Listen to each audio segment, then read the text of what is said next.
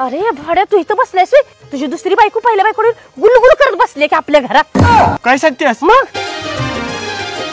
ए मयुरी, तू माझ्या दुसऱ्या बायको संग कायम भांडत होतीस, आता कसं काय गोड बोलतेस? आता आमच्या दोघींचं पण भांडण मिटलंय. आता आम्ही दोघी एकाच घरात राहणार आहे. ती कसं मिटलं? लाडकी बहीण योजनेतलं माझं 1500, माझं 1500, असं रुपये 3000 मिळून आम्ही दोघी धुणं भांडायला एक बाई ठेवणार आहे. ती झालं धुणं भांड्याचं, आणि दोघीत स्वयंपाक कोण करणार आहे? करल की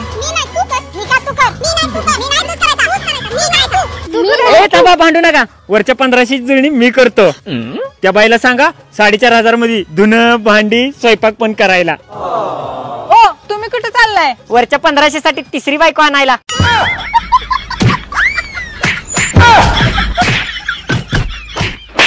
有人。